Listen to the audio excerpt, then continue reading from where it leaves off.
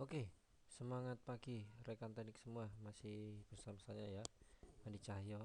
Nah, di kesempatan kali ini saya akan menjelaskan mengenai engine cooling system ya, atau sistem pendingin yang ada pada engine ya.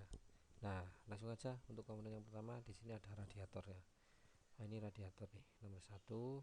Nah, fungsi radiator adalah sebagai tampungan utama ya, baik air yang mau di deliverikan atau dikirim ke sistem atau yang kembali dari sistem. Nah, ini di radiator nih, komponen nomor satu. Nah, yang kedua ada termostat. Nah, ini termostat nih, nomor dua.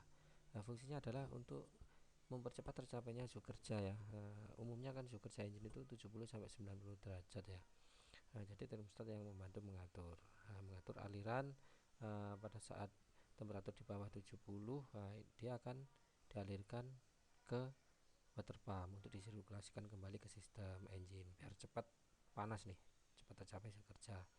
Nah, tapi jika temperaturnya 90 derajat ke atas, maka dia akan dialirkan seluruhnya ke radiator.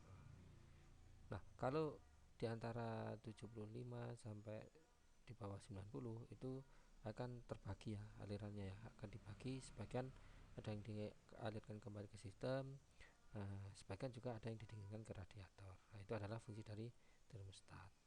Yang ketiga ada water manifold nih ya. Tiga nih water manifold. Nah, water manifold itu ya tempat berkumpulnya air dari sistem ini ya sebelum dia dikirim ke termostat, ataupun ada sebagian yang dibagi ke corrosion resistor. Nah, ini adalah water manifold. Yang keempat, oil cooler. Oil cooler nih. Ini oil cooler. Oil cooler ya, yang jelas oli engine itu kan panas nih saat running ya. Jadi perlu didinginkan. Nah, dia menggunakan water jelasnya ya, ya dari cooling system ini untuk membawa panas yang dibawa oleh oli itu ya. Jadi dibawa oleh cooling system panas yang dibawa oleh oli itu untuk didinginkan di radiator. Nah, ini adalah namanya oil cooler nomor 4 nih. Water pump. Nah, water pump nomor 5. Ini penting nih ya, water pump ya. Jadi dialah yang nanti bekerja untuk mengalirkan water ya atau coolant ke sistem ini, ke sistem cooling ini. Nomor 6 ada air compressor. Nah, ini air compressor nih. Jadi tidak semua engine ya dilengkapi air compressor ya, terutama untuk engine atau unit yang menggunakan sistem sistem angin. Nah, entah itu untuk brake kah atau untuk attachment lainnya ya. Nah, ini ada menggunakan kompresor.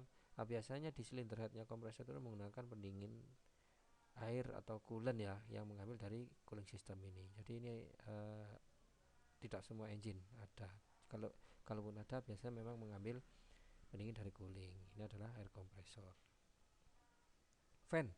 Nomor 7 ini fan nih. Nah, fan ini berfungsi mengembuskan udara ya atau angin ya ke radiator untuk melepas panas ya atau kalor ya yang disirkulasikan oleh cooling system di core ataupun dirambatkan di fin radiator. Nah, jadi diembus biar dingin nih. Nah, ini kalau bermasalah biasanya akan cepat overheat engine-nya.